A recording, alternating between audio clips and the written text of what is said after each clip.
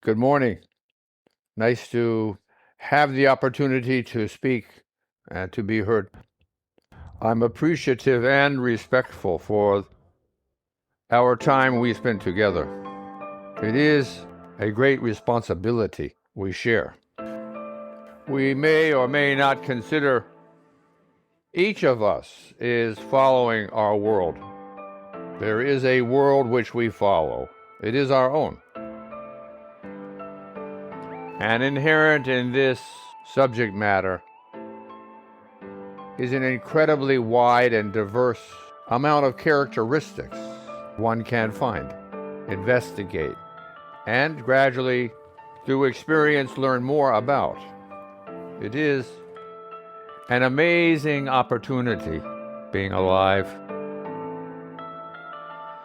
This increasing complexity, we can contribute to creation, to what's happening everywhere, simultaneously in our universe, in this expanding expanse of energy, began somewhere around 14 billion years ago. It is from the simplest to the most esoteric, the most complex energy, the direction of the cosmos. Even today, we're traveling. Today, 1 million miles an hour away from the Big Bang. Expanding the size of our universe. Yesterday, I mentioned the James Webb Telescope, which in its orbit around the Earth is looking outward towards this cosmos we're talking about. In no direction does it find an end, but more galaxies, more solar systems, more worlds. Thinking about this for a moment, or two, or three, it goes on in our sensibilities forever. How grand, how great creation is. Let's bring it back to home, to our planet Earth. Each of us lives within a bubble, figuratively. We can imagine around our bodies or around our heads. And our world is in contact with us as we are in contact with our world. Everything we perceive or the world around us perceives about us goes through this membrane, this bubble of perspective, of energy. It's ebbing and flowing, changing all of the time. In this context, what we are pursuing, what we are talking about, what we are creating in our own minds is our communication to the world, to ourselves as well, because it is a reflection as much as a transmission of what's going on. The greater context of this is our societies, our cultures, our civilizations are all in a bubble of a similar sort. We are living upon a planet with a very thin veneer of atmosphere to grow a civilization of whatever type, under the water, above the water, in different environments, to different levels of possibilities or of success, all in degrees, nuances, nonetheless. When we think of it in this naturalistic sense, there are obvious conclusions to come to. You're not going to find too much life in a volcano, but you might find a lot more along the shore of a great ocean. There is more to this explanation than just this. When we think of this thin veneer upon which we live in, this atmosphere that only extends for a few miles around a sphere with a greater than 3,800-mile radius, or from the center of the Earth to the surface. What are the civilizations transmitting and receiving? What is it we are finding to be the message being portrayed? What is the message then of mankind? What is the message of Mother Nature? In our good fortune in this year, 2026, we have some inkling of the past. We have recorded history. We have scientific innovation, invention to help us understand even the more deeper, in a sense, recorded past. Fossils, the minerals, the activities of this very planet that we are living upon have been dissected, and civilization has come to a better understanding of just what gone on in the past and what's occurring in this day and what might occur in the future. We have a better idea of this, a better grasp of these circumstances. To add depth, so we're not flailing, looking for explanations, but have some basis of understanding of what's going on. There is a world which we follow. It is our own. And by this very nature, by this composition of thought, it brings us to a sense of perspective, of comparison, of as much as we wish, as much as we put our minds to, we can consider our universe, which is what we are doing here, mindful meditation. Why not? Why not be as open-minded and receptive as we can be to learn, to distinguish the intricacy, the depth of being? When we look at civilization itself, when we dive down into the recesses and to the heights of what societies, cultures, and religions have accomplished over the millennium, and there's not so many, right? 5 millennium, 5,000 years, 10,000 years, 20,000 years of some degree of recorded history, 50,000 years, not very much when you consider man has been an upright creature, a Homo erectus, a Homo sapiens, for only a few million years. But still, a few million compared to 50,000 is that not much of our time. It is substantial.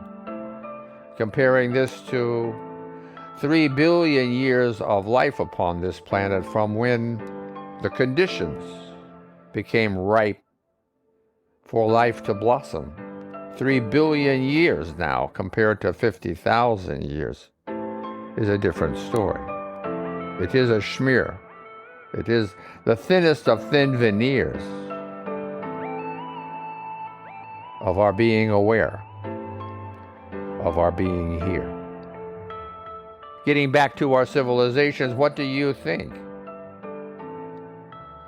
Well, if you don't have this conversation, you think everything is fine, and more or less it is. But we can discern and we can come to a much greater depth of understanding when we utilize this greater perspective of what's going on. When we examine our cultures, societies, institutions, spiritual traditions, we begin to see a greater sense of detail we're not caught up in individual facets of it, but in reviewing and being open-minded towards it all. We each come to our own conclusions based upon whom each of us is or are. The background we share, parents, grandparents, great-grandparents, and so forth, as well as where we went to school or not, how we interacted with our peers, how we've interacted during our lives, making our way through life. Everything has its own potential effect upon whom we are. But putting all of these things aside, we have looked upon the universe, we've looked upon our world, and we're looking upon the intricacies of our world. So we have a wide perspective to share, to have available to ourselves. And what do we see? We have still a great deal to learn. When we acknowledge things are not necessarily what they seem to be. What is good for one may not be good for another. What is respected in one society may not be respected in another. What one religion upholds, another disparages. The same thing with our forms of government. What one feels is the main tenet of their philosophy, in another it is considered to be incorrect. Where does that put us as witnesses upon this great plane of seeking understanding? It can be a quandary, or we can be open-minded even a little bit more and just accept what it is that we find. And as individuals with voices and the possibilities of influencing and sharing, we can expand. This is what we're doing in mindful meditation.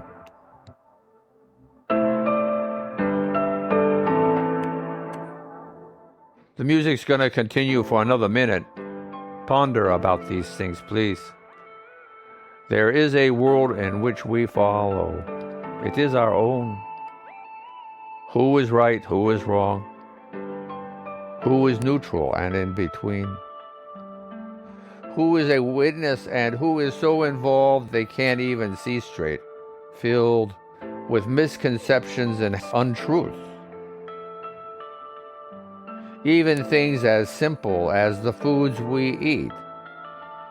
For one, they may be great and helpful. For another, harmful and can lead to one's death. Taking nothing for granted is better than taking everything for granted, which is what our societies and our cultures and our institutions would have us do. Just accept what we're telling you. Just accept what you're told in school. It is our truth. Our truth. But what is my truth? What is the truth neither of us have a right to consider as our own, but which we can see may be closer to the truth than either opinion that one or the other may share? Everything is changing. There is an incessant and constant flow and ebb of everything in this universe. It is the nature of the energy of creation. Everything is fluctuating and changing. This means there is always opportunity in the air.